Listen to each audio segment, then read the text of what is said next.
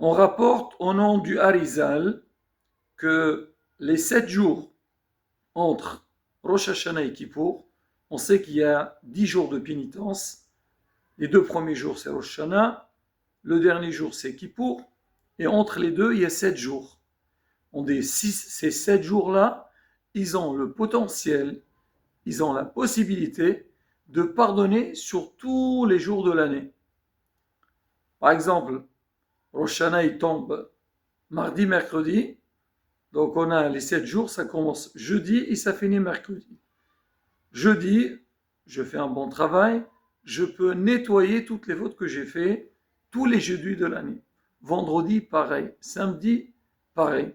Alors, donc c'est ce qu'on dit, qu'il faut profiter donc de cette semaine. Certes, il y a beaucoup de travail, le jour de Rosh Hashanah, qui pour encore plus, mais même la semaine qui est entre les deux, il ne faut pas la négliger.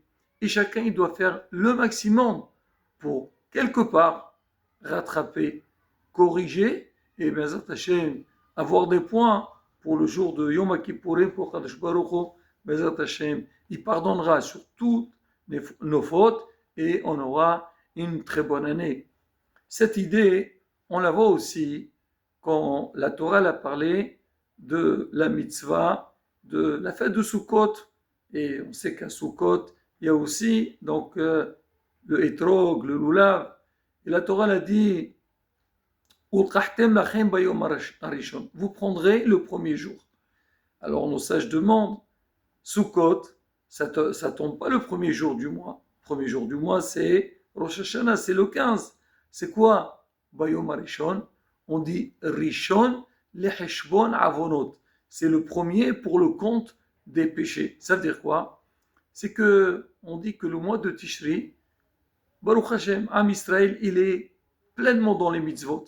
Comme on vient de dire, Rosh Hashanah, Kippour, les 10 jours de pénitence. Une fois qu'on est sorti de Kippour, on va préparer la souka, on va acheter le lulav. Donc on était pleinement dans les mitzvot. C'est seulement le premier jour de Sukkot où quelque part, il y a on va dire une petite pause, que l'homme peut-être, il pourrait, hasvé shalom, tomber et faire une faute.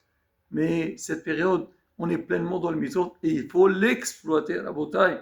Et Baruch Hashem, il y a quoi faire. Il faut travailler sur tout.